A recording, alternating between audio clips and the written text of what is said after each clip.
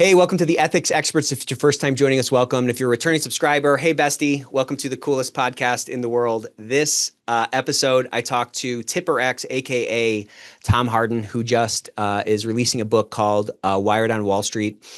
We walk through the book, which is a memoir about his experience working with the FBI as an informant to help them take down bad actors in the hedge fund industry who are trading on insider trading.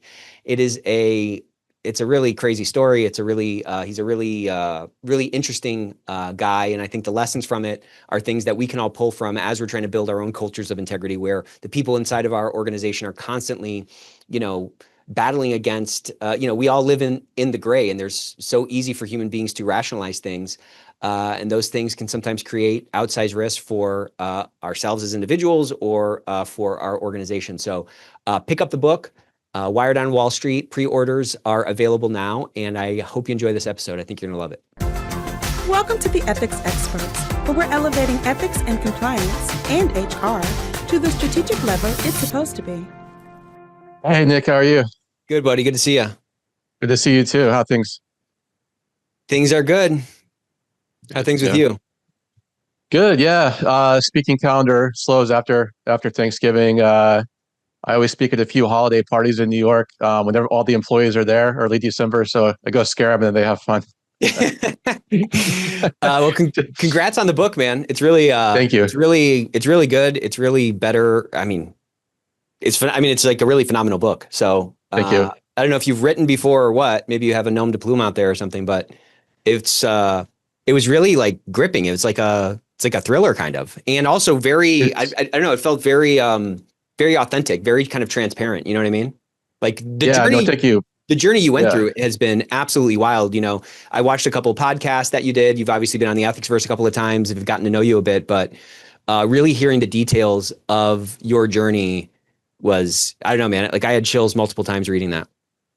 No, thank you for that. Yeah, people that read it that know me said, it sounds exactly like me. And so yeah, Wiley Publishing sent me a cold email. Summer of 2024, I was on a family vacation on a cruise ship in Iceland. They said, "Hey, have you thought about writing a book?" And so, kind of, why now? I thought that.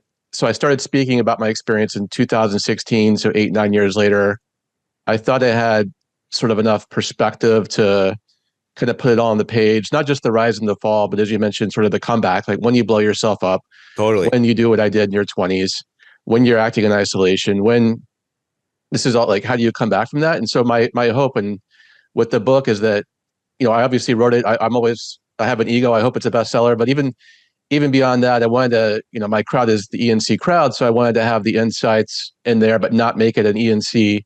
Here's my framework. Here's the 5 things book. That's probably a second book, down the line, but I really want it to be, like you said, a gripping memoir. And so, yeah, I'm really happy with how it came out. And I had 3 people on my sort of Hail Mary endorsement list. I sent it to Michael Lewis, who I never heard back from. I sent it to Ryan Holiday, and he's too busy on his next book. And I sent it to General Stan McChrystal. And General McChrystal read it in 2 days and got back to me and gave me a fantastic endorsement.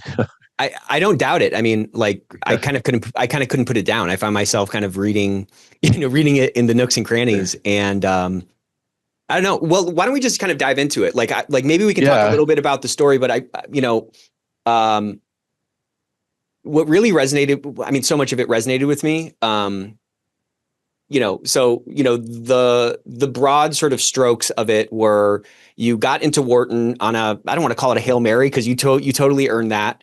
Well, I don't want to tell you your story. So maybe give like the high level kind of overview and then we can sort of walk through it because a lot of your early story really resonated with me just personality wise. And I could kind of put I'm a couple years behind you from an age standpoint, but I remember that time really well. And I kind of followed a similar path to you in some respects in trying to get into finance and all that kind of stuff. So a lot of the things you talked about, a lot of those gray areas, which are sort of commonplace in that field, I've experienced firsthand, Yeah, thank you. So I grew up a kid of the 80s and 90s, suburbs of Georgia, middle-class family. Father worked at Coca-Cola for his whole career.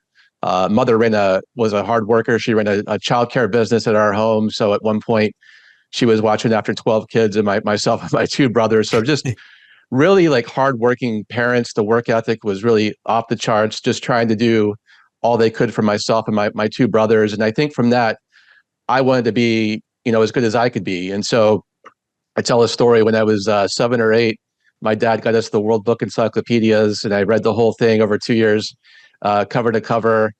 Became a soccer referee when I was 12, and just wanted to start working. And then when I got to high school, I kind of figured out that I didn't want to do sort of the science route or the arts route, but I liked math, and I thought maybe business would be a place to go. And then at the time, growing up in Georgia Tech's a fantastic public school, and I had the opportunity to go there for free because of my GPA was over a 3.0, and they had the lottery funding the scholarships. And then I thought, well, in the 90s, if people don't know, you probably know this, Nick, like you usually apply to 3 schools, like your middle, your reach, and your safety. It's not like the 20 colleges. 30 schools now. Yeah, exactly.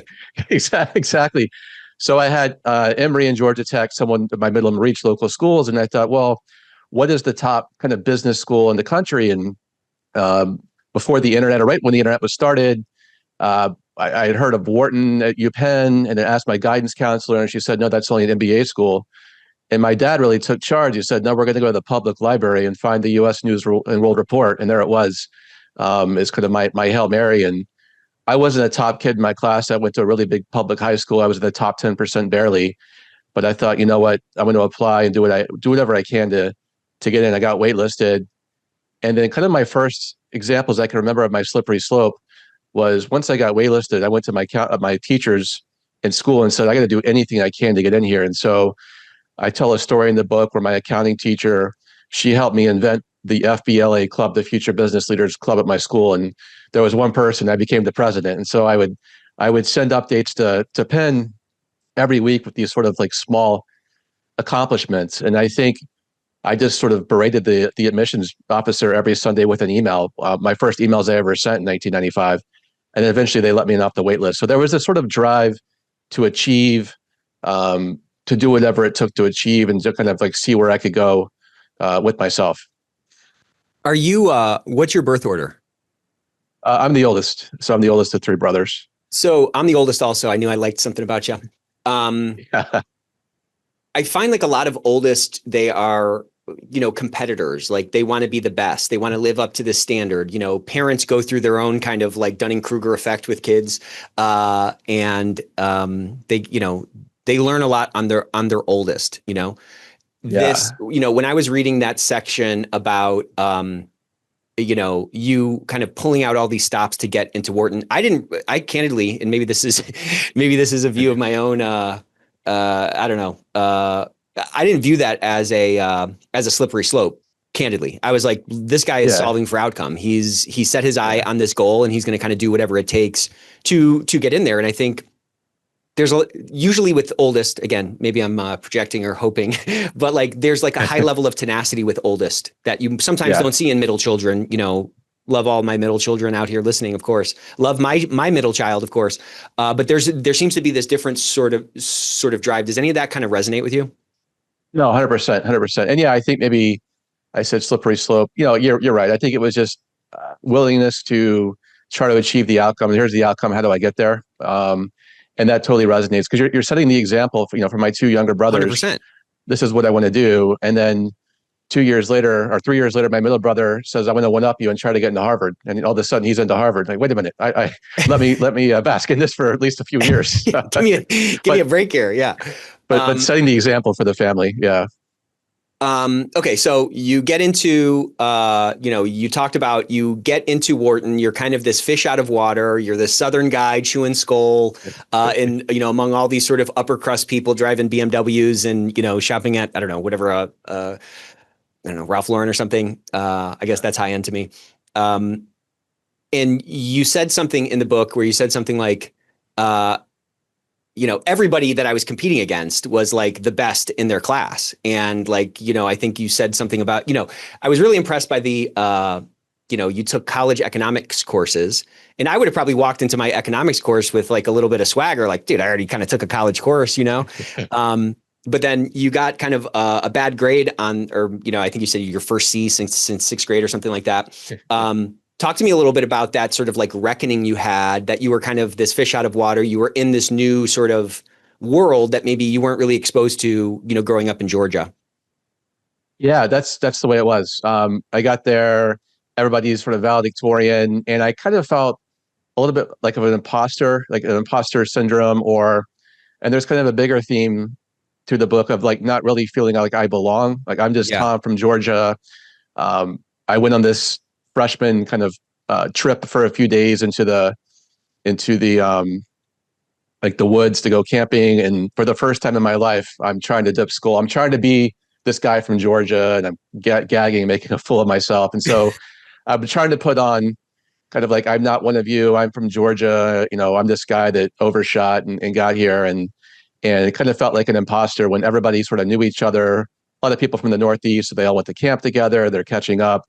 And this outside, this sort of the outsider, I felt like maybe even more when it pushed to show I could succeed and I can do it. And my first economics midterm was I got the C, and I had to adjust to college because you only get two inputs, maybe your midterm, your final, maybe some class participation. So you can't bomb a test like in high school and have the teacher drop it or whatever.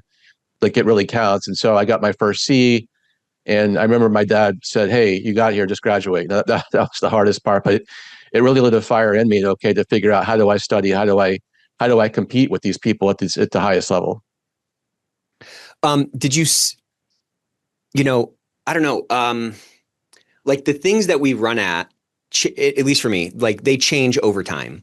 And it always seems to be sort of a function of like, what's the currency in my proximity. That's just how I'm kind of wired. Like I'm wired, I want to be the best, I want to achieve and so forth. And it's always denominated in like whatever I'm participating in and doing.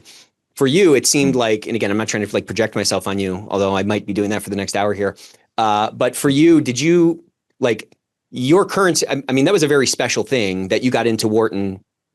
I think you said like you're the only person in your school to ever go there or something like that. So that was a very special thing. And that was, from a competitive perspective, you kind of won. Did you see like what you were competing for change once you arrived there and you were with this sort of other echelon might be the wrong word, but this other sort of socioeconomic group that they kind of maybe, denominated success in different ways? And did you feel that sort of shift in retrospect? Yeah, and I think so I'm sort of surrounded by people in high school, and I'm the first person to kind of get into an Ivy League school. And then I get to this sort of different level of people. And once you're surrounded by this next level of achievement, or you kind of assimilate to that culture, kind of like iron sharpens iron. And so everyone here is really smart. And so I'm going to raise my games. And I was really focused still on, in college, just the grades improving, doing the best I can, trying to figure out how do I take these tests. I was so good in study group, and I would just bomb the test, and it just took some figuring out how to kind of take the test in college and how to do those blue books that nobody has to do anymore, but at the time, write those blue books. Yeah. And then eventually it got to the point where I set my sights on the toughest class at Wharton, which was called securities analysis, and this sort of I think I said it sort of separates the alphas and the betas in terms of the finance majors, that big investment banking job, like what you get in securities analysis. And I just went all in on that one class at the expense of my other classes. I got my second C in marketing, but I didn't care because I was all in on this one class. So I was really driven by that time by grades, by the scorecard, by kind of having status, like, okay, whoever gets that A+ in the securities analysis class can kind of walk on water and become the teaching assistant. And so I kind of found, new things to focus on for myself, but it was very tangible, very something like I could work to, and something I could, see as a reward, like something tangible. Yeah, it's so funny because like you get into undergrad and then it's like finance, this is again maybe me projecting, but we have such a similar path. It's like, okay, well, finance, I want to get into business school. Okay, in the business school, the finance is sort of the upper echelon of that. And like the jobs that you get out of school, you can get an in-house sort of finance job at some, pharmaceutical company.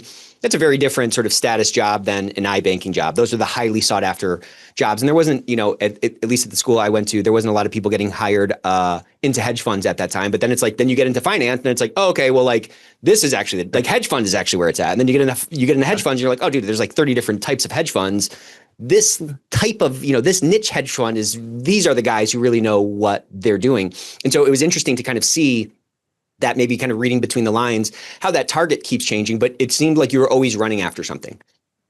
Yeah, 100%. So I got the investment banking internship at the time. It was Donaldson, Lufkin, Jenrette, which younger people aren't going to know what that is, so it's not around anymore. But the Los Angeles office, working in the group with Ken Mullis, and at that time, they kind of owned the high yield business, the typical 100-hour weeks. But I kind of, I finally achieved that status, got that job. Did you ever work there on Christmas Eve? I did. I was there. Yeah, Christmas Eve. Wasn't that in Nakatomi Tower or whatever? It wasn't. Yeah. I did not see Bruce Willis running through, but yeah, I did see. It was where Ronald Reagan had his post-presidency office. So I saw him once in the elevator with the Secret Service. Yeah, there was entertainment lawyers. So yeah, I was there through Christmas Eve, through 3 or 4 all-nighters where people may not know, you kind of sit around all day as an analyst. The MD leaves and says, have this on my desk in the morning, turn to document. So you're processing. You don't really feel like you're contributing. And I mentioned in the book, I start to see my sort of first ethical dilemmas where we're taking the company public and the managing director, the SVP, says, we're just going to make this look as good as possible for the public. This is what we're trying to do. This is our client. We're going to move some things off balance sheet. We're going to start doing this. And I do realize in my stomach at that point, hey, we're kind of dressing this up. This is not the actual, we're taking liberties with adjusted EBITDA. I think I called it turning EBITDA, trying to change a 200-car pileup into a Disney parade. So yeah, exactly. Adjusted EBITDA, you could actually, to EBITDA is already stretched, but adjusted EBITDA is something we were really trying to stretch. And so I knew that even at 22, but this is kind of how it's done. And only a few months into investment banking, I get recruited by a friend to a hedge fund. And this is maybe something, initially I thought I'd do my 2 or 3 years of investment banking and then go the hedge fund or private equity route, which was pretty common. But she said, hey, this guy, come interview with him. This guy's 32 years old. He's in tech stocks, right place, right time, end of 1999. The 32-year-old hedge fund boss had made $75 million in 1999. And that's not even a number that's even possible in investment banking for a career, usually. Yeah, right. So that was just something I thought, what, 75 million? It's a different stratosphere, dude. Yeah. Yeah. He's like, I just paid the guy 3 years older than me $4 million last year. I'm like, $4 million. That's what maybe a investment banking MD makes over one great year, maybe, but not a 26-year-old. Totally. So that was just another level. Yeah, and again, it's kind of like this exposure to all these other worlds, or you're getting kind of deeper into it. I want to go back to that EBITDA thing, though, that adjusted EBITDA thing, because, man, I don't know. Anytime you get into something new, you learn all these things in a book, right? You learn all these things in a class, and then you get into this is how it's done in the real world, and you're always trying to kind of figure what are the actual rules? If when you, I remember when I was in driving school. It's okay, I got to freaking stick to that, speed limit. And then you start driving, you're like, okay, nobody actually that's a stated rule, but nobody actually does it. And I remember learning in undergrad, I was in undergrad during the time where Jack Welch was running GE. And, I kind of went the accounting and finance and econ route. And I remember learning about, earnings management. And I remember thinking they just always hit their earnings. That quarterly short-termism that allowed for the market to not, to know that, okay, this is a great stock, whatever they say that they're going to do, they're going to do. And if they're over, they're going to pull that off, they're going to pull that out of the P&L. If they're under, they got some stuff that they can pull back into the P&L. And I just remember thinking it seemed sort of counterintuitive to the principles that we were taught. If, from an accounting perspective, the whole point of accounting is to fairly present the financial position of a company. And then there's all these games that guys can do to smooth it over. And then in my first job, it was working with private equity firms to do financial due diligence. So we were always trying to really analyze this, it's the net income is a meaningless number. Okay. Operating earnings, kind of a meaningless number because there's all these other things in it. We're going to really be looking at EBITDA. And in that, I kind of got to see sort of firsthand how many games that people could play.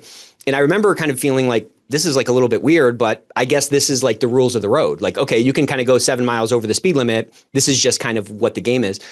And I'm kind of trying to tie this down to this line that really stuck with me where you said something lines in the sand or something don't snap, they fade. And I want to kind of talk about that fading of those lines, because like, where is the actual perimeter? Like, back to your like soccer example of being a soccer ref, those lines on the field are pretty like clear. Inbounds, out of bounds. Right. But then you get into the real world and you get into finance where there's all this money flying around and there's all these, let's just call them perverse incentives that are just like inherent to the industry. Like, talk me through a little bit, like that whole thing, because I think you can see it everywhere. I mean, you see it. I mean, you lived it, of course, but like, it's not like it's like not going on constantly. It's not. It's not like the Fed's not doing it. You know what I'm saying? Like, it's in everything. Yeah, all the time. And I think you mentioned sort of the earnings management. I think sometimes we see it as euphemistic language like that. Like I'll talk about later with my trades. I'm just taking a flyer. Earnings management, other industries. With us, we were just helping the client. So I was almost seeing a group rationalization, which we're just helping the client. We're loyal to them. So we're not necessarily loyal to GAAP accounting methods, doing it the right way. We're loyal to the client. So I'm starting to see that very early in my career. And I know it in my gut, as I said, but I also know this is just how things are done. And I'm not. Well, and also, I'm sorry to interrupt, but also, what are you going to do as a freaking analyst? As an investment banking analyst, be like, hey, this doesn't seem right. Like, no one's going to say that. And there was no speak up. Hey, Tom, if you see something, speak up. There was nothing like that. And there was no way they would have said to speak up. I'm not going to speak up. I'm 22. 100%. I'm in the meeting. I'm just running the PowerPoint. I'm changing the comps to make the comps look better, adjusted EBITDA look better, get a higher multiple for the IPO and the tech mania. So I'm just processing. And so I say, hey, this isn't my responsibility. I'm just following orders here, which is another sort of big rationalization that's out there that can get, people crossing lines or starting to think about crossing lines when it's just all part of what's going on in their head or what they're seeing around them too. And, we can't kind of pave over the fact that, like, at some level, I mean, you just kind of alluded to it, like the investment banking job is a means to an end. You have to outperform there in order to get that hedge fund or private equity job, right? Like, it's not a foregone conclusion that you're just going to waltz into this highly sought after next tier on this sort of finance ladder of ascension, Right. That's right. You got to do at the time, it was the 2 or 3 years, 100-hour weeks. You just do it, finance boot camp, and then you set yourself up for that private equity or that hedge fund job. And I just happened to short circuit that by a couple of years after just a few months of banking when I went to interview with the hedge fund in Connecticut. So when you stepped into this other sort of appendage of finance, or this other sort of wing to the finance mansion, let's talk a little bit about, obviously the dollars are a lot bigger. It's a lot more Wild West. It feels like, it's kind of the underlying principle of like economics to some degree, right? Like it is the invisible hand. It's like, if each of us are pursuing our own best interests, then, the market is going to benefit on average. And again, that's a pretty blurry line, right? It's like, well, is it, what can I get away with? Is it, you know what I'm saying? Like, there's so many things that are done that are, maybe a little bit sort of quote unquote off balance sheet, that aren't necessarily, just to carry that analogy forward, that aren't necessarily, unclean opinions on the financial statements. Yeah, and hedge funds even today are one of their sort of draws is like they're not as regulated as other entities. And so at the time, especially the year 2000, that was definitely the case, and it was still kind of a new thing. There was maybe a big hedge fund then might have been a few $1 billion. Today, it's much, much bigger than that. But I'm in this world, so I'm still 22 years old. This guy I interviewed with for half an hour told me he made $75 million the previous year. He kind of laughed at, like, it wasn't like he was bragging. It was almost just like, can you believe it? I just own tech stocks and made $75 million bucks. And it's a very flat structure. So in banking, I'm the low man on the totem pole. When I get to this hedge fund, it's kind of like an NBA team. Like there's 10 or 12 analysts, and then there's the one PM, and it's very flat. Like I could be the guy that made $4 million bucks last year, and that could be me next year. And I'm not going to have to work up the ranks. And it is all the ultimate scorecard. You get, your picks, you put your picks in the portfolio, you pitch the portfolio manager to get your picks in the portfolio. And you can kind of see on your Excel spreadsheet what your bonus will be at the end of the year. So it's ultimately no BS. There's no politics as much. It's like, here's the scorecard. We're here to make money. And if you have a bad year, there's potential to be fired. But I like that at the time. Clarity. Like, I just like having the scorecard, not, comp time and, somebody didn't like me. It was just like, here's the clarity. Yeah, I worked at a kind of the antithesis of that in my first job, and it was very frustrating for me because it didn't seem like performance mattered. It seemed like tenure Hmm. mattered or politics or something mattered. And what you're describing is really on the other end of the spectrum. It's almost like this pure meritocracy. So it doesn't matter if the idea came from the guy emptying the trash cans or it came from the PM himself. It's like what makes money. And I think that clarity allows for, there's some benefits to that for sure, right? It's like, well, if I put in extra effort and I make the right bets and I do the right homework and I can find the right edge, then I'm going to get compensated directly for that. And if I don't, well, then I eat what I kill is essentially the point. Yeah. So again, going back to like, what's the outcome? I want the highest bonus. And what are the inputs? It's very clear. Like, just work harder, do the research, visit the companies, triangulate the data points, develop a thesis, and if you're right, then you get compensated. I just like that in my 20s, having that sort of meritocracy and not having to spend 10 years, working up the investment banking rung. Yeah. And so you started talking a lot about this concept of edge. So talk to us a Hmm. little bit about edge and how that sort of fit into this meritocracy that you were sort of pursuing and, trying to get the biggest bonus and all that. Yeah. So at that time, sort of mid 2000s, I'm working at a tech stock hedge fund. And there's all this discussion about kind of what's your edge on this idea? Who did you talk to? What context do you have? But there's also at the time an awareness that certain funds are set up with what are called value added investors. And so these were actually public company executives who were investors in these tech hedge funds from Silicon Valley. So you can think about the conflicts, or when we Totally. talk about MNPI training today, insider trading training.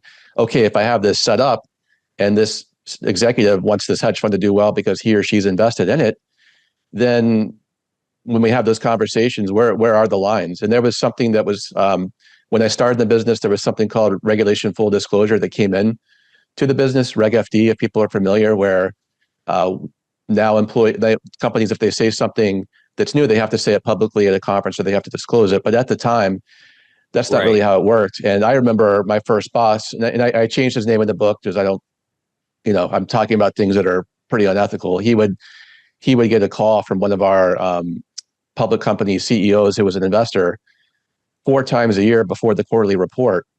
And my boss would ask me, Tom, what does Wall Street think this company is going to report on their revenue and earnings and for their guidance? And I would tell him what I thought, the hedge funds were expecting. And then he would trade the stock perfectly every time, all 4 quarters. Now, I didn't hear that conversation he had with the public company executive, but I assumed I could put it together. He is most likely getting material non-public information from this public company every time. And so I knew at the time, okay, this is how but again, I kind of rationalized this is how it's done. Yeah. Other people a few years ahead of me that work for firms that were later charged were also doing this. Like, they had these networks, they go to these conferences. Some of the hedge fund analysts had worked at the public companies, so they would call back and get this information. Totally. Again, just to be clear, like illegal information from their contacts, but it kind of seemed like normalized. And it got to the point where 60% of public companies before they were acquired by private equity around this time had these unexplained spikes in their stock Right. prices before the news came out. So you see this information leaking, you see it in the market, and we'll get to it. But at that point, early in my career, I know what's going on, but I didn't really feel like this would be part of my world. I'm not from Silicon Valley. I'm Tom from Georgia, Wharton, investment banking. I project free cash flow out 3 years and discount back. And is this company a good value? But I also knew this was going on. There was also pressure to get an edge, and an edge meant anything, and anything goes. Well, and again, like going back to that driving example, it's like you get on the road and you're like, okay, well, everyone's going like 5 or 7 miles over the speed limit. Like this is just kind of how it's done. I don't know. I don't know. I just have like a lot of empathy for it because I I mean, how are all these congressmen millionaires? Yeah, exactly. Like it's everywhere. You know what I mean? Yep, that's right. That's one of the platforms for the book when it comes out. Is I really like to talk about how do we actually get a bill through Congress that will eliminate single stock trading, because everything proposed doesn't work. And so I have an idea that I want to get out there. Um, so you're seeing these, you're seeing people kind of, bend the curve a little bit or kind of step on the line a little bit. This is just kind of how business is done. And then you start making some like real money, which kind of validates like, okay, well, if I can get home 5 minutes faster by, going 5 miles over the speed limit, well, then that's just what I'm going to do because that's what everyone's doing. And I have a new sort of like tier that I'm kind of competing in, and this is what the new currency is. Yeah. And so to get to that, sort of my second and final hedge fund, at 28, I became a junior partner at this new fund seeded by Tiger Management, which was just a legendary hedge fund with a guy named Julian Robertson, who's since passed. But even at 75 years old, just to be sitting around him, Totally. this was a legend on Wall Street in the hedge fund world. Anybody knew who he was. And so at 28, even my friends at Wharton were like, "Oh my God, you're a junior partner at a Tiger seed fund. How did you I'm get from that?" Georgia, Like, baby. exactly. So this guy Tom was just overshooting, like out, just overshooting every time. I just felt like, wow, this is really, Totally. I'm really on the right path. And then my boss, so we were investing kind of with a 3-year horizon. I mentioned in the book, my one career making trade that I never saw come to fruition was a year or two after the Google IPO. I said, boss, there's $30 billion of market cap in the world in yellow page companies. These are all going to go to zero. Like, why would we have these bricks in our driveways when Google's out? And that's the only insight you even need in this business. Like, one insight makes your career. That's if I just was short those 8 yellow page companies and we could pull up the Google stock price the last 20 years. I mean, it's like, it's a no brainer. And so that was how we started investing. But I don't know the dynamics of this, but my boss came into my office, closed the door, and he had just had a meeting with one of our investors. We lost money in the first quarter of my second and final hedge fund. It was just myself and my boss. And he was just sort of had this panic expression on his face, beet red, and said, "Hey, we have to start looking for something shorter term to make money every month to get us out of the hole." And Nick, I didn't ask him. I didn't even think to ask him, are we talking about anything goes, quote, what everybody else is doing?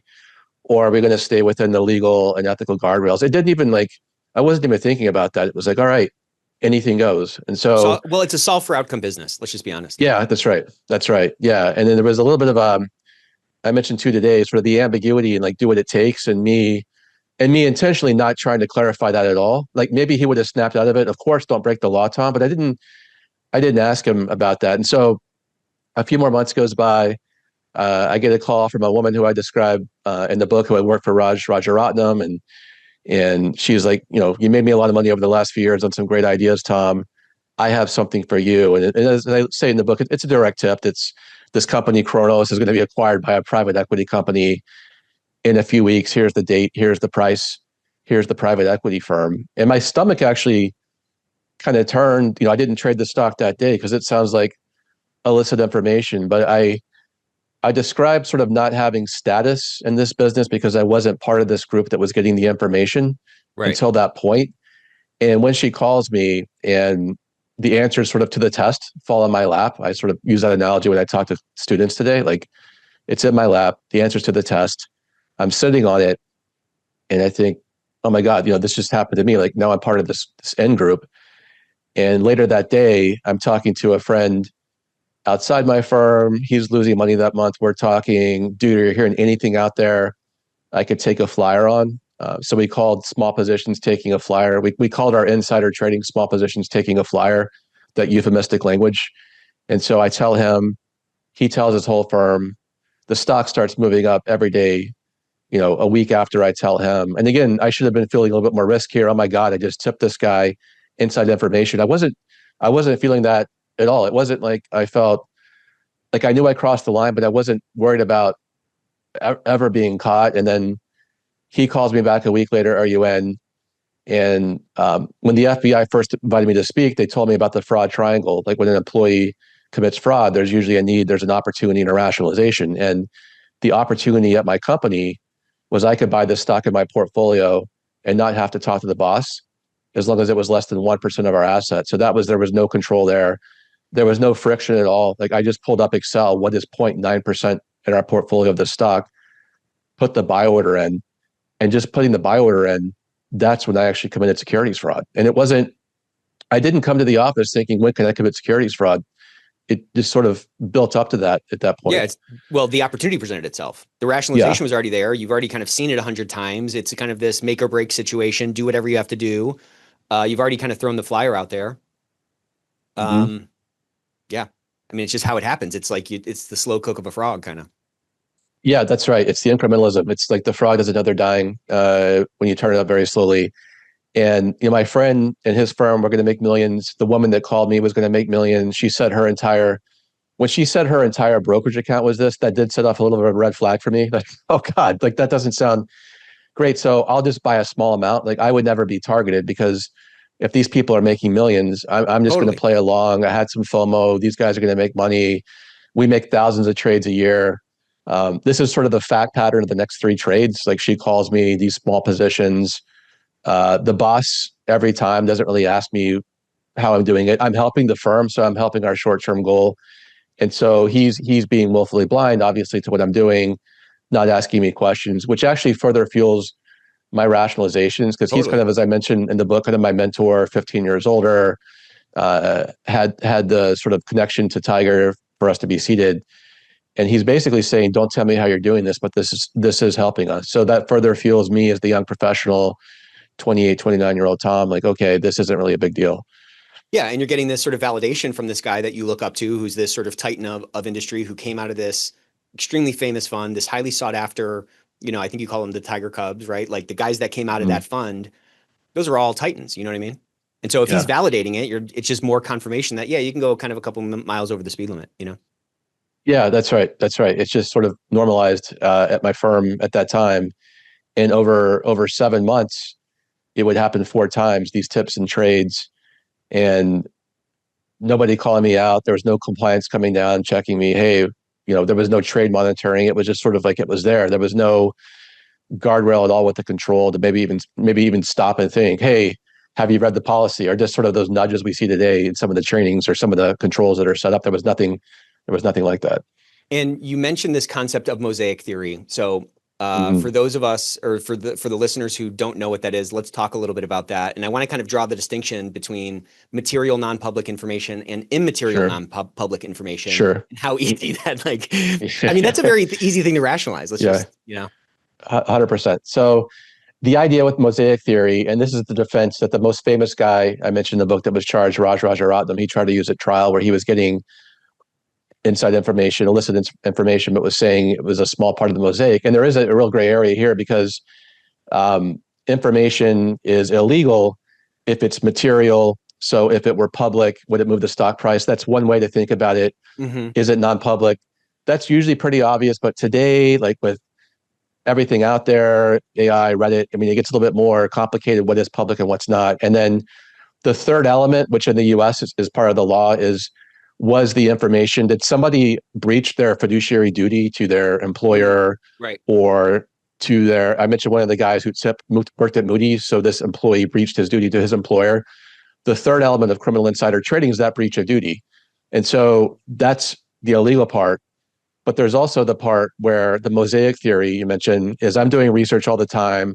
I'm getting little data points all the time. Not from one of those data moves. Points. I mean, they're super scrappy moves, Exactly. And so I'm calling this company in Taiwan. I'm staying up late researching Nintendo was one of my big stocks, talking to people in Japan in the supply chain. I'm getting little pieces of non-public information, but it's not material to moving the stock price. And so then you build your mosaic off of a lot of these little pieces of information that are not necessarily public. They're public in a way because they're talking to other analysts like me, but it's not like the retail investor actually has this information. So it's very much it's not on an earnings call, to your point. Right. Exactly. You're digging. And if you're a really good hedge fund analyst, you're going to be in a situation where you're digging. Fairly common that you get information that you're not sure about. So that's where you ask compliance. Obviously, that's part of my message today. But at that time, if you're a good analyst and you're digging, you're going to find stuff that is probably not public. Right. So I want to talk a little bit about this moral licensing thing that you talk about, because that's a way, that kind of feeds, I think, into that rationalization side of the fraud triangle. So talk to us a little bit about what you were doing that made it maybe easier to rationalize. And, again, I just have so much empathy for it because you're so transparent about this journey. We haven't even gotten to like the climax and the epilogue and all that kind of stuff yet. But talk to us a little bit about this moral licensing and how that rationalization is. So, I just think we as human beings are rationalization machines. We can kind of rationalize anything. Yes. But talk to us a little bit about that piece. Yeah. So it was 4 trades over 7 months. So my rationalizations are kind of the bigger ones are, it seems like everybody's doing this. I'm just taking a flyer. So this idea of it being immaterial trades in my portfolio was a big one. And also there's this term moral licensing, which really just plain terms is we give ourselves license, I guess, to do something bad in our lives because of all the good we do. And so I mentioned in the book, I go to church. I married a devout Catholic, my wife, and so she's taking me to church. I'm doing these good things. I'm actually volunteering at St. Paul's in New York, and we also make thousands of trades. I'm donating, to charities, doing the right thing. A faithful husband, which was not always common, as the FBI told me later on Wall Street. And Right. so yeah, 4 trades a year out of thousands of trades. I can kind of do the wrong thing there because everything else in my life, 99% of it is actually weighted the right way. And so I think sometimes people get caught up in these situations or go down their own slippery slopes. It's not really talked about too much, like this idea of moral licensing and the behavioral ethics discussion, where that's the actual person doing that weight in their head, which is totally what I was doing. And there was some rationalization in the moment, but there was also over 7 months, there was 4 trades. So I kind of had to keep that going, and moral licensing played a big part. I would go to church and then come back and then get a tip at work. And so I could sort of compartmentalize my faith on Sunday for an hour. That was my faith. And then back to work and sort of anything goes. So do you think that first call you got from this person, Rumi, who was this, I think I'm saying that name right, but she was like, right. I think you referred to her as like a professional networker. That was her game. Yeah. Do you think she had already flipped at that point? Like on that first call? On the first call, I don't think she did. I mentioned in the book, and I didn't know this, that she was already convicted for securities fraud earlier, closer to the year 2000. That was a sealed case. So I think she was maybe the only person to go and do this again, sort of a recidivist years later with insider trading. So I don't think she was cooperating at that point when I got the tip. But after those 4 tips, by the end of 2007, 2008, she called me and she wanted to have lunch in New York. And at that point, I know that she had been approached by the FBI. But I don't think when I was getting the tips that she was cooperating. I think she was actually, and she was charged with insider trading again after doing it a few years before. Sometimes it's like that Godfather 2 moment, keep pulling me back in, There was this scene in the book that was like straight out of a movie where you're handing over this envelope of cash for the Google trade. Did that feel like something different? Did that kind of threaten the moral licensing a little bit more, or the compartmentalization that you referred to? Yeah, it's definitely kind of a big jump in the narrative where people are following along the rationalizations, the moral licensing. And wait a minute, on the third tip in trade, she's kind of like, these aren't for free. If this is to continue, her source wants $15,000, and then she says, "Can you write this person a check?" And I thought, oh my God, I would never do that. Right? That's like sounds so totally illegal. Like I made the trades, I rationalized that I wouldn't write a check, but I got the cash together from the guy I was tipping. And I describe in the book, like I'm going to LaGuardia Airport. I have this cash in my bag. How am I going to get it through security? At the time, it was still metal detectors, so it wasn't like the razor arms today. So I go to the restroom. I take the cash, tuck it into my shirt. I tuck it into my socks. This $15,000 cash that my friend had given me. And I walk up to the TSA, and they always say nothing in your pockets. And there was actually nothing in my pockets. It was in my shirts and socks and pants. And That's good. Yeah, exactly. So nothing, man. I'm like, sir, why are you sweating like crazy? Which I was. I walk through. I go to the restroom. I kind of collapse in the restroom. I'm like, WTF at that point? What am I doing? I remember thinking like, what would Grandma Hardin? She was a big sort of influence in my life. I mentioned like, what would she think of me? What am I doing? She made the whole thing possible at some level, right? She did, right? So she helped fund part of my education at Penn, and so you think about, it's always the good test, the grandma test. What would Grandma think about what I'm doing? And so I remember kind of being self-disgusted, like I'm carrying cash. I get to California, and I'm kind of done with Rumi at that point. Hey, don't talk to me. I can't believe I did this. And she sort of snickers. Yeah, sure, you're done, Tom. Like, yes, you'll do the next one. Yeah, exactly. But it didn't jump from tip to cash through an airport. It got there incrementally and got to the point where and I didn't even find out till years later that $15,000 domestically was not illegal. But I thought it was at the time. So I guess it's not advice, but it's only legal, I guess, internationally. But But crazy. still, it didn't like, Yeah. you were still sweating bullets walking through TSA Oh and yeah. collapsing in the Yeah, bathroom. You know what I exactly. mean? Yeah. So that's where it escalated to. So, as I was reading it and as we're talking, I'm just kind of, it's just so crazy. Like at some point, all you wanted to do was get into Penn. And then you're in Penn and it's like, well, that's not enough. If only I got the investment banking job. And then you just like pull out all the stops to get that. And now you're making a ton of money, more than probably some other people that you went to school with who came from came from Connecticut or wherever rich people live, And then it's like, okay, well, what's the next thing? And you get to the next thing. And then you're at this phenomenal, like highly sought after, hedge fund. And then it's like the denomination of like success. It just keeps sort of ratcheting up. And, I was thinking about that thing you said about your boss coming in and he's like red faced and he's like, oh crap, we lost money in the first quarter. Let's do anything. That guy was worth millions and millions of dollars. Like, it's like, it's so crazy. The relativism, I guess, of like, at some point you're making more money than maybe you thought you would have ever made. And it's like never enough. I'm not saying that about you. I'm saying that about human beings. It's like, we're never happy. It's never enough. It never sort of like fills us up or something. And for me, it was never about the money. I mean, it was really, as I said, I lived meager. When I met Sue, she was like, why are you shopping at all these used clothes stores? She signed me up for that show, Queer Eye for the Straight Guy. It started trying to she's like, do something with this guy, will you? Fix my boyfriend, please. And so I wasn't living the hedge fund lifestyle. Like I was actually pretty much still sort of Tom from Georgia. So much of that was still me, but I was really obsessed with status. And so being part of this illicit in group, now Rumi's calling me with the tips. Now I go to the conference and now you're in. Now you're part of this thing. You're not an outsider anymore. Yeah. Right. Raj Rajaratnam and Steve Cohen were the two FBI targets. So they're henchmen, they're analysts say, Tom, now you're part of our group. And I think in my 20s, I was so insecure about not being part of the illicit in group. And, I should have just been focused on myself, improving as an investor. Like I'm in the best seat possible, but I was just like, I'm not part of the group. And like, I was sort of focused on status the whole time. And it wasn't about making money because of the four trades, our firm was up 31% with the insider trading and 30% without the insider trading. So it was 1% of performance. And then my personal gain on these four trades, I would find out years later, was $46,000. And so today in my keynote, I sort of drum roll this, and ladies and gentlemen, the price of my career at 29, drum roll.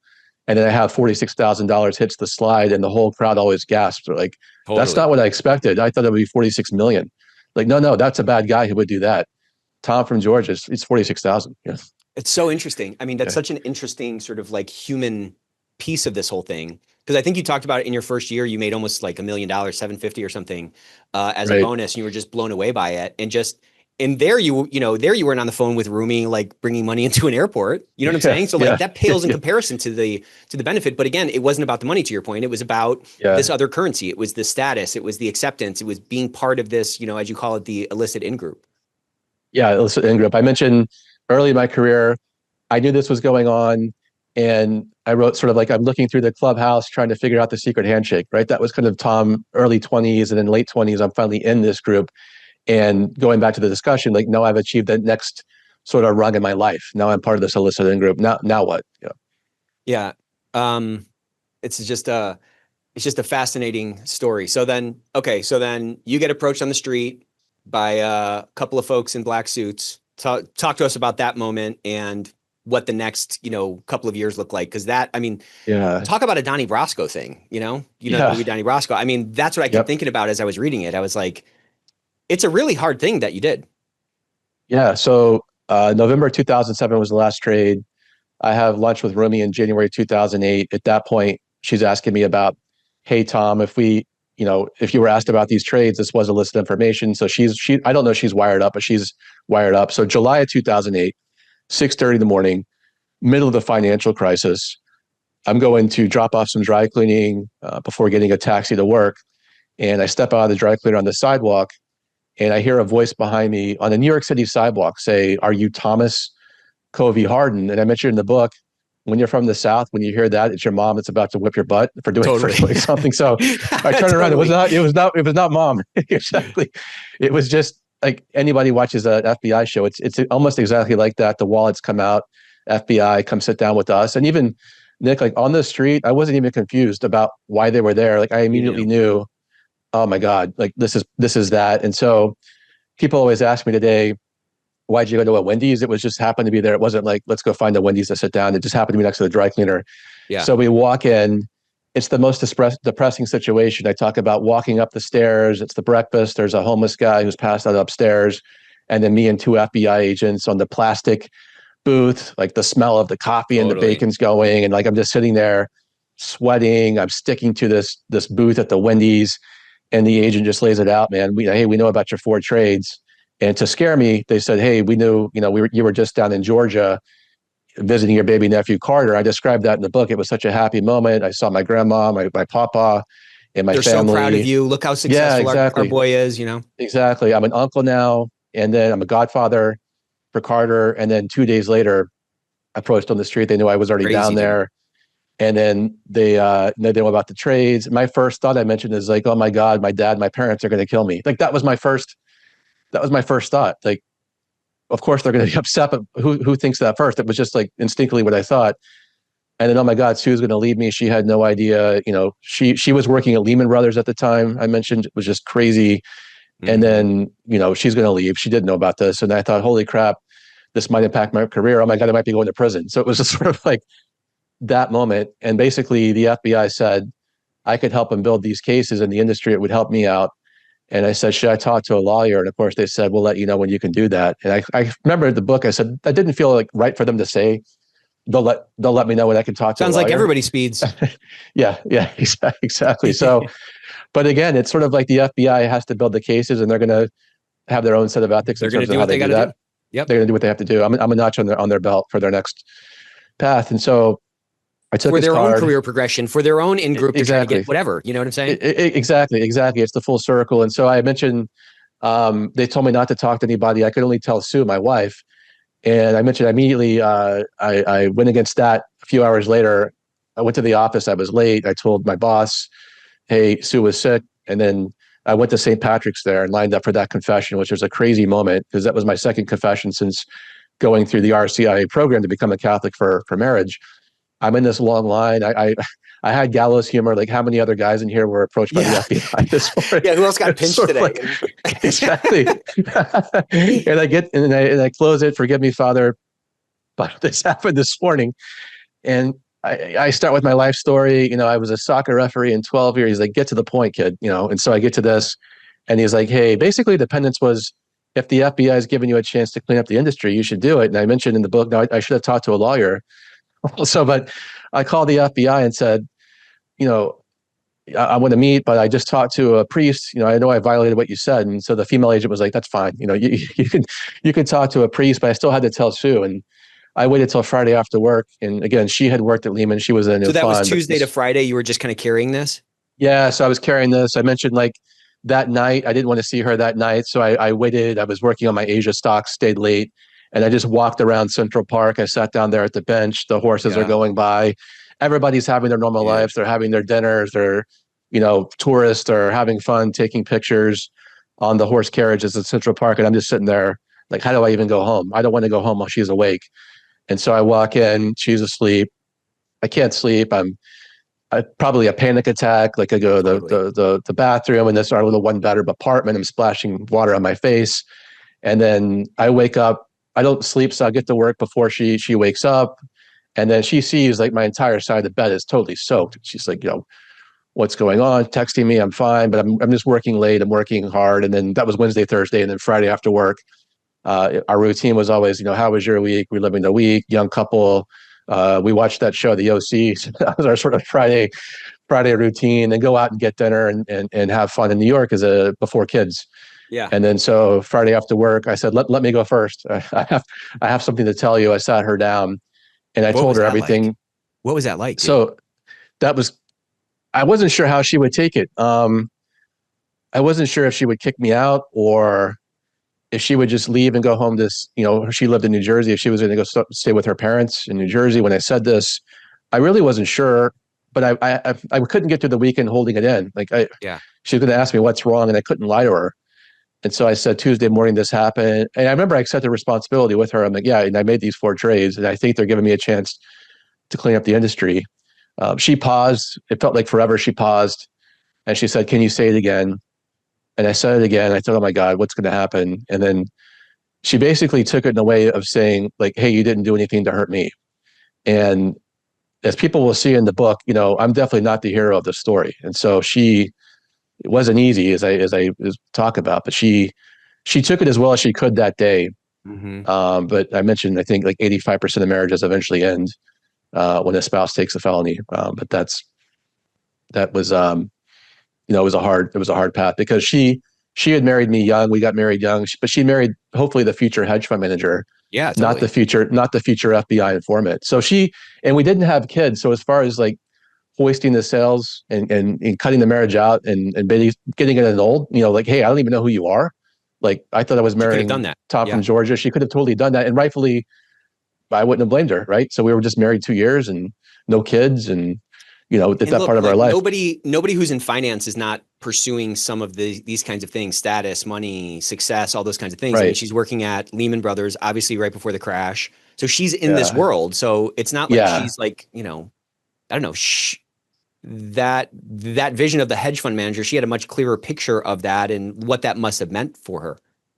Yes. Yeah. Just a picture of the life with the, future hedge fund manager, kids and all that. That's what we had been planning for when we got married. And I totally just pulled her world out from under her that day. And like that's not going to be the future. Like we didn't know what it would be. We didn't really know anything about what cooperation was and what would happen. But she later would tell me, if I said I was cheating on her, obviously that would have been like, that's not a felony, like adultery, but like the way that she handled it was pretty unbelievable. Like the whole book, I mean, the way she handled situations was, Totally. I can't believe it.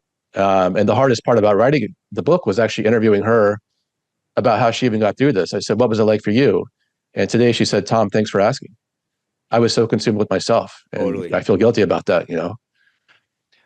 This is not the same thing, but I got in a really bad accident last year, Mm-hmm. and I was so consumed with myself that it took, almost a year for me to even ask my wife that question. And it was such an eye-opening thing because I wasn't trying to be self-absorbed. I was just like going through this thing where she could have been paralyzed and all this other stuff. And then, I remember somebody asked me how my wife was doing, and I was like, "What do you mean, my wife? Me? I went through that." You know what I'm saying? Like it was like such a light bulb moment. And man, that's it's crazy though, right? Like this has been a while since this happened, and you're finally like diving into it, and she's saying, "Thank you for asking." That's Yeah. So this is 2025 on the 2008 story. So 17 years later, and she says, "Thanks for asking. I'll tell you how I felt." And like so much of the book then is her perspective.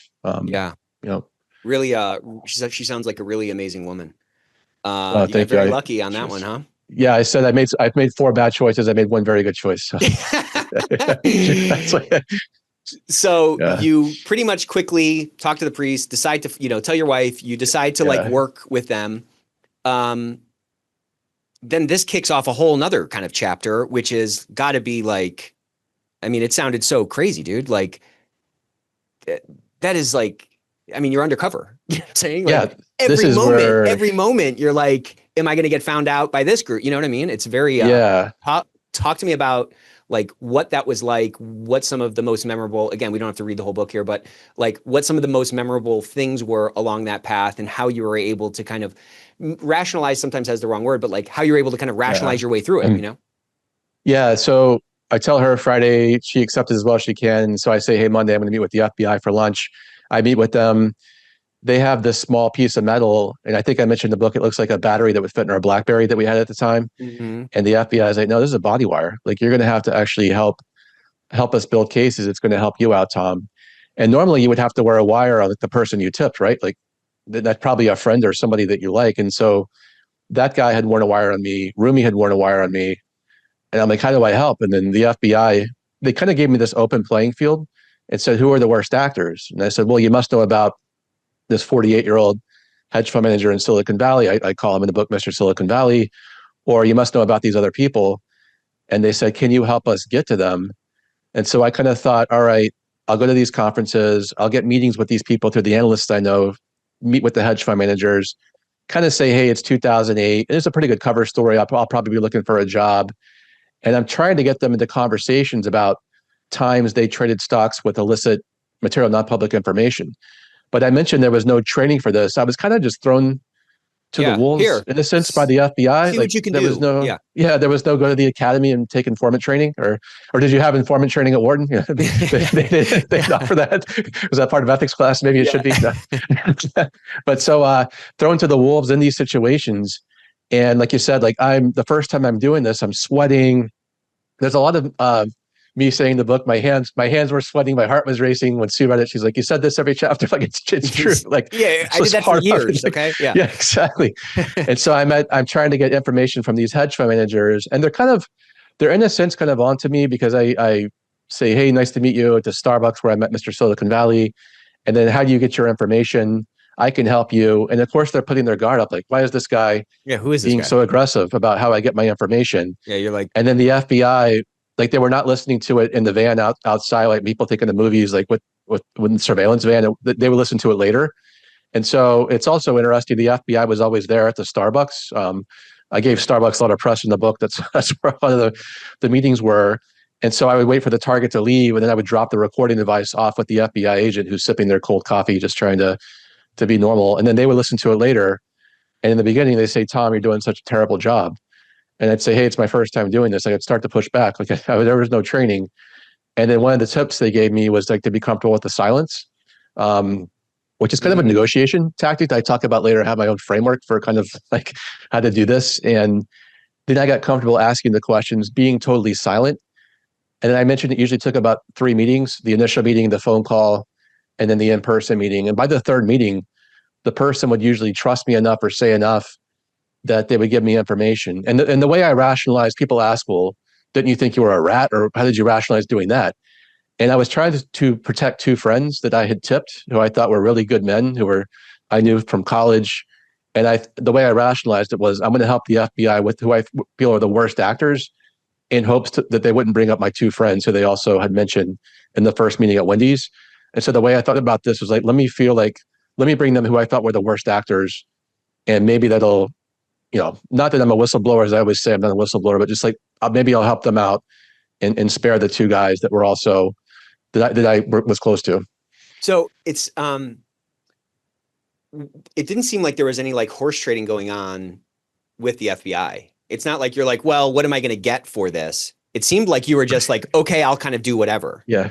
Take orders. Like, do you regret that approach in any way? Do you, if you could do it again, obviously, let's assume that you still did those trades. Would you have handled your interactions with the FBI in some different ways? And I'm asking that from the context of the like, kind of this like abyss that you're running into, or like you're like kind of running through the pitch dark in some ways of like, well, what am I going to look like 20 years from now?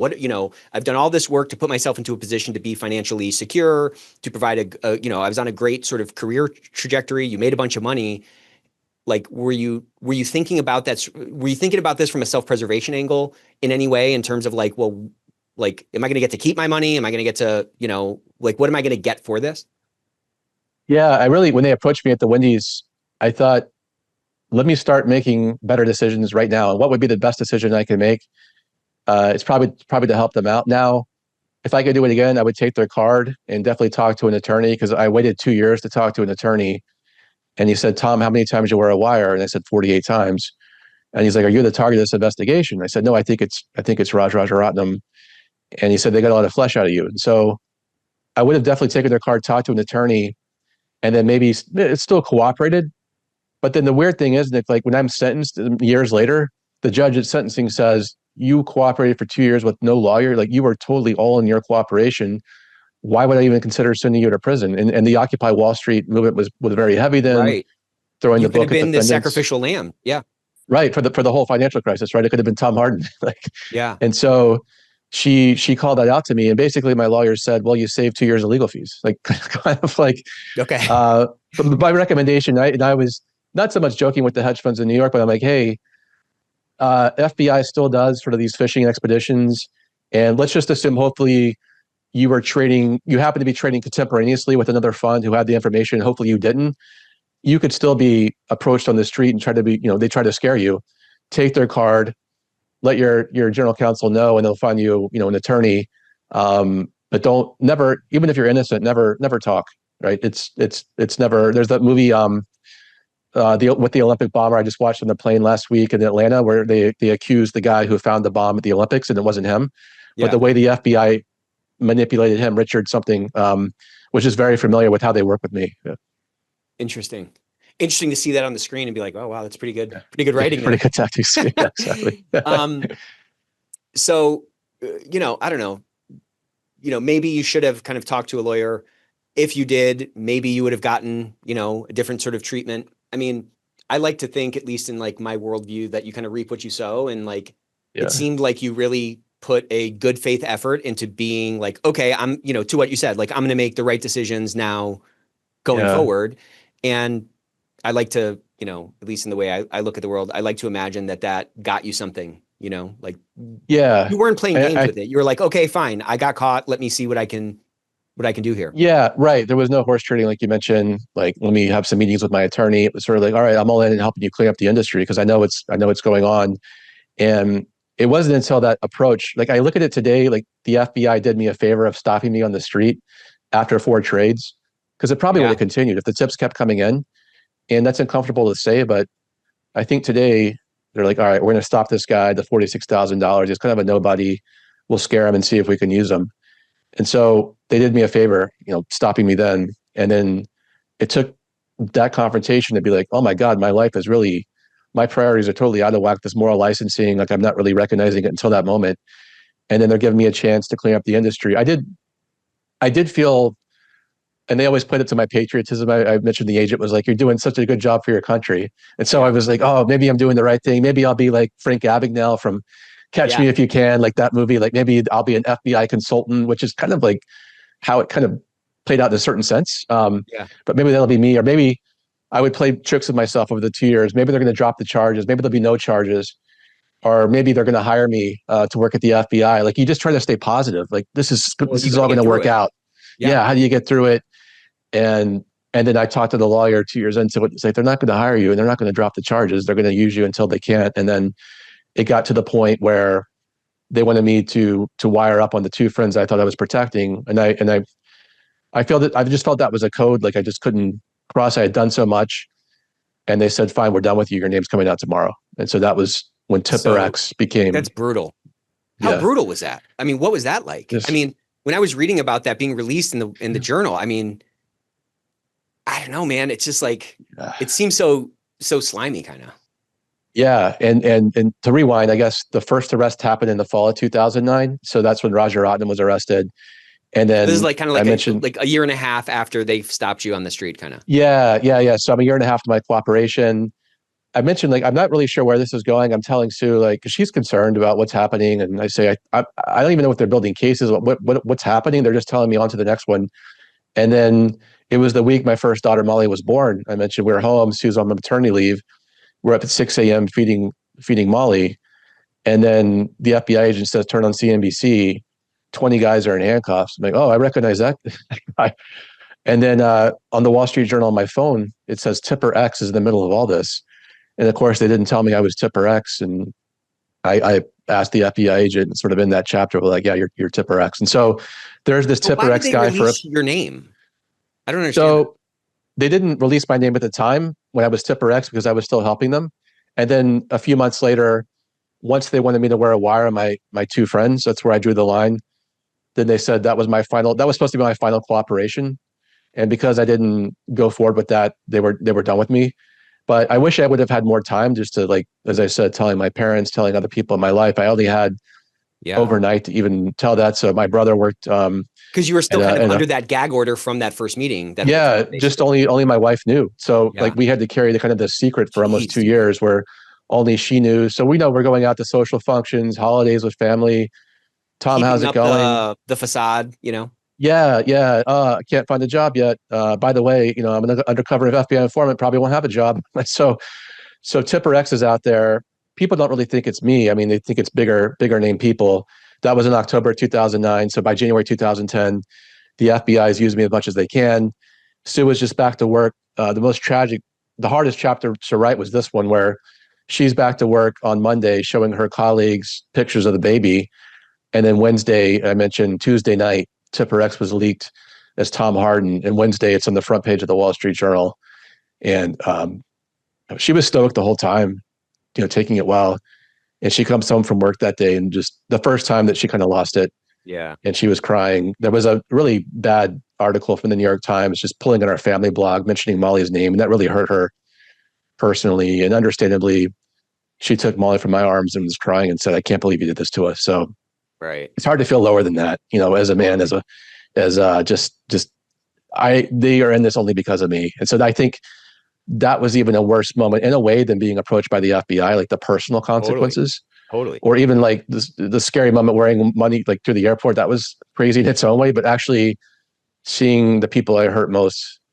And she had held it together up until that point when it was just people at her office asking her, "Wait, what the hell?" And yeah, understandably, she had a moment there. It was rough. Well, it's this really interesting thing also that goes along with that, where like you turn into this like persona non grata, when in actuality, like you're literally doing the right thing for 2 years. And I've heard other, I know you don't consider yourself a whistleblower, but to some degree you're in a similar kind of a bucket in that you've worked to try to unearth and, expose wrongdoing. Let's just kind of use that as kind of a shorthand. Sharon Watkins, who was the one who took down Enron, who was a kind of a classic whistleblower, who was obviously doing the right thing, who was obviously, it's not like any human being is perfect. Like everyone lies, everybody has like things that like we've all done wrong. So nobody is clean in my book, but like she was trying to do the right thing at that point. And she said after that thing, after that company went under, she couldn't get a job anywhere. And it's like from people who are doing trainings and putting out codes of conduct that say integrity is everything. Transparency is our value. Accountability is like what our company is built on. So like, what was that like? Because like, I mean, the hits kind of kept, I just don't, it's hard for people. I think they might not really appreciate that. Like this happened. Your wife was at Lehman. The financial crisis happened. Lehman goes under, right? You have a baby. Right. She goes, having a baby is a whole thing, right? You're, sweaty hands, heart racing. Yeah. Then she goes back to work. Then this whole thing falls apart. Your name is sort of now dragged through the mud publicly. You don't get this chance to do anything. And then there's this like civil death that happens after the conviction. I'm jumping ahead a little bit, but talked a little bit about like that dissonance. Like that must've been such a cold, like, I don't know. It's like the world's not supposed to work this way at Sublevel. Right. That's right. And so it becomes public. 2010, it's out there. So now everybody knows Tom Hardin's Tipper X. So forget applying for jobs. My lawyer always said you're going to have to start your own company. Nobody will ever hire you. And it's almost like a white collar crime is viewed as worse because I had a good upbringing. I knew right from wrong. I wasn't born into a terrible life situation where maybe I committed a crime and, it wasn't any of that. Like I should have known. Yeah, so you have that stigma. You weren't stealing bread to feed your family or whatever. Yeah. Right, exactly. It wasn't like a single parent on drugs or something. It was a really good, loving family, as I described. And so you have that stigma applying for jobs. And I was basically a stay-at-home dad with Molly and then my second daughter, Claire. And Sue, she was so amazing. She said, just try to be the best stay-at-home dad you can be, and you'll figure it out. She always had the faith that we'd figure it out. And I mentioned tragically, like in 2010, Good Friday, my father-in-law, who I was very close with, got diagnosed with leukemia, and he went downhill pretty quickly. And so Molly and I, as a baby, would drop him off at his chemo sometimes. And I remember he said it was a tough moment where he was coming over, holding Molly for one of the last times, and just told me, "Hey, Tom, you really hurt Sue, but again, you have the opportunity here to be the best dad you can be and figure it out." And he passed maybe a month after that. So going through that sort of with the family and losing him was tough. And then really, I mentioned I was just so focused on myself. I was letting myself go. I got pretty heavy for my frame. And then I was carrying Molly up the stairs. I thought I was having like some kind of attack or something. I was out of breath, called my mother-in-law to come watch her, go to the doctor, and he does my blood work, and you can't even imagine what it was. The first time I told my story was at the doctor. He's like, "What the heck's going on?"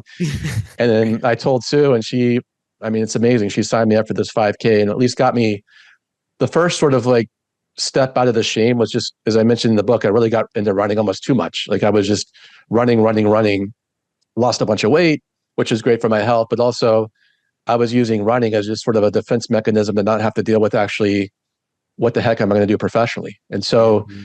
Sue gave me that grace to run my face off and run ultra marathons and just focus on that. That's the only thing I could control. Like there's so much out of my control. I wasn't sentenced yet. What do? I can't find a job, but I could focus on being a good father, I mentioned I became a good cook, good father, running, trying to do all I could do. But you kind of feel like, as a man, it's kind of emasculating, like not to be able for me to be able to Totally. provide for my family, to be the breadwinner, to have my wife try to hold down this post-Lehman job, which is very touch and go for years. It was not a company in a great financial situation, but she had to work, because I couldn't. And then eventually she said, hey, why don't you get outside your own head and start volunteering at the church? And so I go to church. I meet a phenomenal guy, Greg Ryan, who doesn't give a crap about Tipper X. He's like, hey, can you help? Can you hold this clipboard? Can you help us do stuff? And so for years, I was so focused on how do I help myself when it made it worse. Like the self-help genre of books just actually made it worse because you're stuck inside Totally. your own head. Well, and it's But all I'm like, wow, self-focused. It's all yeah, self-focused. exactly. And that never fills anything up. It seems like when you turn that outward, that's where you actually get, satisfaction, helping other people. That's right. You know? That's right. So she comes home from work. I run over to church. I help him load the clothing truck to Haiti. And the crazy thing I mentioned in the book is like this Haitian earthquake happened the same day my name was released. And so I kind of felt some kinship to, all right, Mm-hmm. years We're later, all doing going the through clothing it, truck. Exactly. Helping about. And I just felt better about, okay, maybe I'm not working. Maybe I'm not contributing that way, but I'm doing something with my time until I got sentenced. And then, just focused on like being of service and being, at some point, our local newspaper called me like the volunteer of the month or something. And they didn't even mention my past. They didn't even look me up. They just mentioned that the deeds I was doing then as a stay-at-home dad. And there was a nice article. And so I felt this is how I could contribute. Like there was so much out of my control. And the one thing that helped was stoicism, just focus on what you could control Mm-hmm. and not worrying about everything else. So that helped. But really, I was still trying to figure out I have to work at some point because I mentioned Sue had this spreadsheet. Hey, single income, 2 kids. We actually bought the dream house, and that wasn't really a smart financial decision. So the money's going to run out at some point.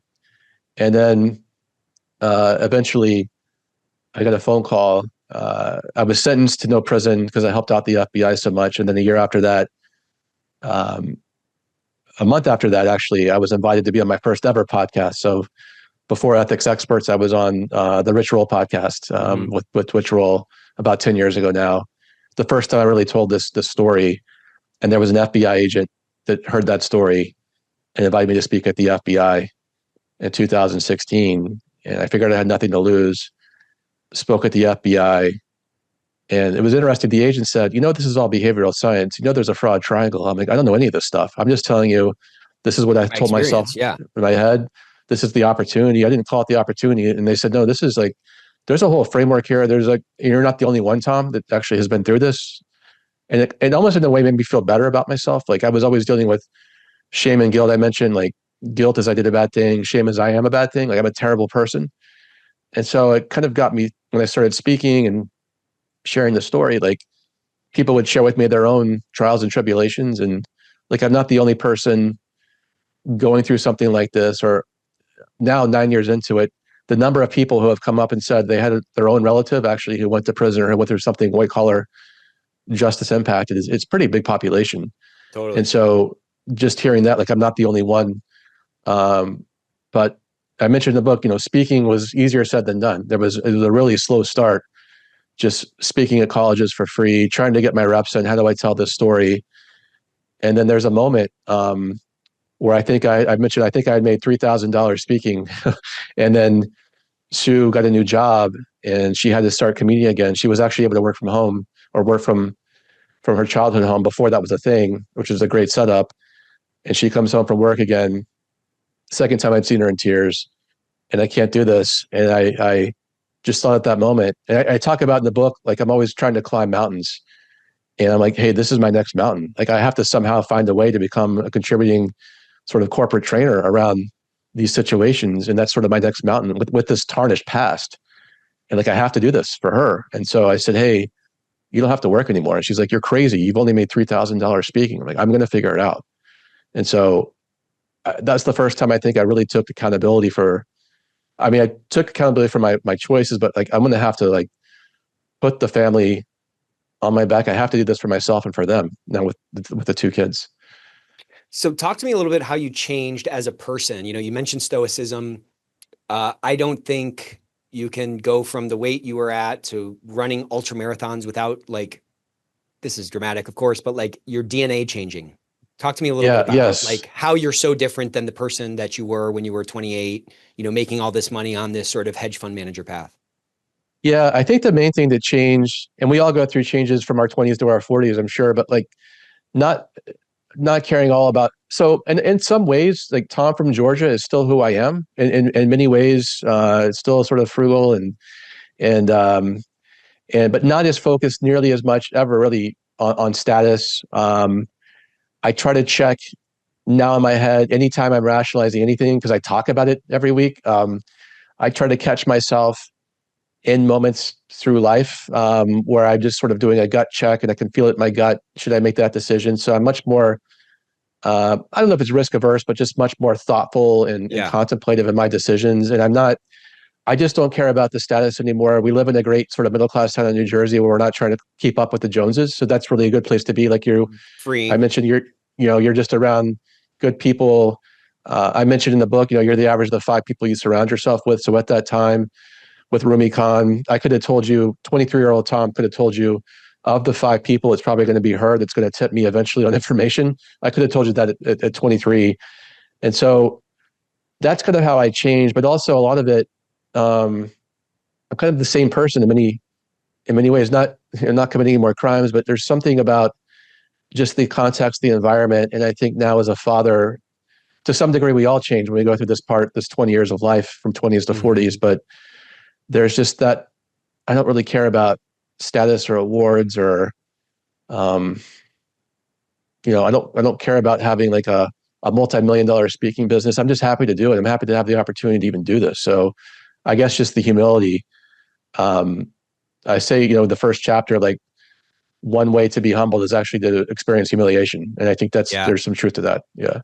Yeah, there's a lot of truth to that. It's just it's a really wild story. It's a really inspiring story.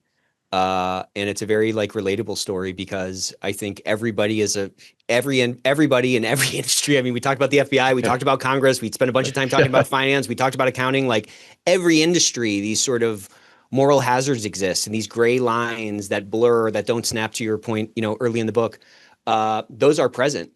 And, the people that we both kind of serve, the ethics and compliance community, those kinds of folks who are trying to build, at least we say, I'm not trying to be derogatory here, but like our efforts are to try to, we say we want to build cultures of integrity. And I just think there's so many lessons to learn from it because this, that like incrementalism you talked about, like that's happening everywhere. And those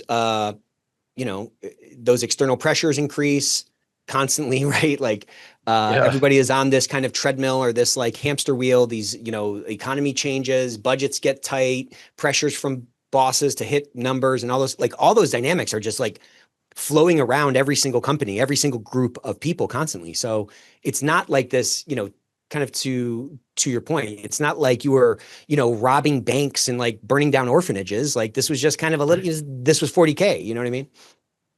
Yep. No, it's still out there today. I was talking to a friend who's a public school teacher in a really good district in New Jersey. Parents have offered to pay her bribes to change the grades. I mean, literally in 2025, 2026, and it's everywhere. And we just, a few years ago, we had the college admission scandal. And so it's anybody can rationalize anything. Oh, I'm just doing this for my kid. We could all do that as parents to a degree. Where's the line? Right. And so I think one of the concepts I was playing with in the book was this idea of the integrity gap. So being so focused on status and reputation, which companies are, we're always at these conferences seeing a talk about reputation management, or there's vendors for that. When that's fine, but if you're not cultivating your character, as I mentioned, then you have this big gap. So I would encourage sort of E&C people to think about where in the company or where could people kind of be in this gap between what people think we are, the reputation, and what we actually are, or just encourage individuals. Like, does my character match my reputation, or are there rationalizations flooding in to create that integrity gap? So that's something that I've been playing with more now in my speaking and my workshops. Like, how do we sort of put some protocols around this and kind of like think about this inside our companies? Had you been thinking for a while about writing a book? Um, it was in the back of my mind, but until Wiley actually sent me a cold email and said, "No, you should do this" last year, I was sort of concerned about. Like, I'm really comfortable with the speaking engagements. I speak for 45 minutes, and it just stays in the room. And it's probably silly, but I was just worried about getting it out in Totally. the world. I get it. Yeah. I'm definitely going to have one I got to star relive reviews this early whole on thing, you Amazon. know? And then somebody's going to say on Amazon, I'm sure, "Oh, this felon's now making money off his crime, 1 star." Like, I just can't control that. So I was worried about that. And I just said, I'm not worried about status or like what people think, but I But mean, I guess you're I'm a still a human being. human, you know? Yeah, exactly. So, but Wiley gave me the push, and I really hope, I love the ENC work, but I also hope I get into speaking at more universities. I mean, those are some of my favorite talks. I just don't have the network there. But I hope with my publisher, Wiley, who's big in education, Yeah. that door will open where, hey, 18-year-old future Tom from Georgia, read the textbook, but also here's Wired on Wall Street on the syllabus. Hey, maybe read that too, because this really is something that I wish everybody could read before they start their career. That's kind of the goal and how I kind of thought about when I talked about it with the publisher. Um, do you think if you could go back in time and find young Tom and you like gave young Tom that advice, do you think the younger you would listen? I don't know that he would. Yeah. It's really hard to rewrite history and run the thousands of scenarios as to how it played out. But I would try to tell him just to like slow down. You don't have to prove everything today. The pressure you feel is real, but it's not a directive to actually like compromise who you are, right? So ask for help, stay curious, surround yourself with people whose character you admire, and not their resumes. And I think just your worth isn't determined by returns or titles or gatekeepers. It's determined by like that consistency of your character, and protect that fiercely.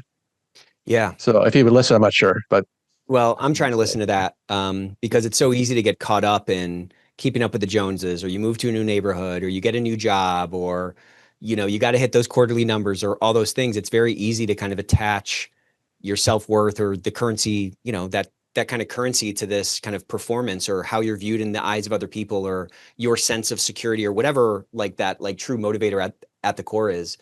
And it just changes so much, I mean, again, I know this is like pales in comparison, but when I had that accident, I had like this whole like, I felt like an ascended master or something. Like I felt like so mm-hmm. clear. I had this clarity and I had all of this appreciation and I had, it was so easy to like have that because my life could have been so different. I could be paralyzed. I could have died in that accident and all that kind of stuff. And then it was like shocking to me after like how quickly after I came back to work that perspective that seemed so clear. It's like when you wear glasses, like the glasses get dirty, like it got dirty quick. And it's like I have to fight Yes. constantly to like keep that Yeah. perspective and get something out of that. Yeah. Just always being check yourself, and just being. I guess I'm just much more self-aware too. That at the time, my I guess my brain was fully developed probably by 25. So it was just a few years after that where I'm rationalizing and doing what I'm doing. But I think just having that self-awareness, and I always tell sort of my company clients, the people I speak to today, like just have some healthy paranoia just about the decisions you make, and never think it can't be you, because then you're probably most susceptible when you think it would never be you, and just to sort of maintain that caution.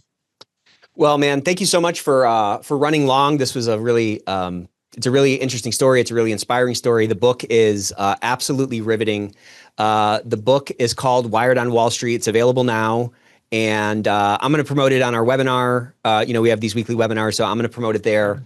But thank you so much, man. Thanks for being such a great guest and for being so transparent with this story that I think a lot of people would have wanted to bury. It sounds like you pulled a lot out of it, and you're obviously back on your feet now. You have a great family, and you have the impact that you're making on the world is far exceeds dollars in a bank account. This is like affecting lives. It's affecting the perspective that those of us who are trying to build cultures of integrity and are trying to kind of wrestle with these things within ourselves and within our organizations. I don't know. I think it does a lot to. It's a really powerful story, and I know it took a lot to get to this point. No, thanks for having me on the show, Nick. Wired on Wall Street. If pre-orders are very important, so if I could just plug the book. So I have actually, for companies that might want to bulk order books, I'm going to have extra sort of things I'm throwing in packages, ENC takeaways, discussion guides. Cool. It's just to try to put as much value as I can, because as a first-time author, relatively unknown, I'm trying to just get as many pre-orders as possible. So definitely reach out. I have packages for companies.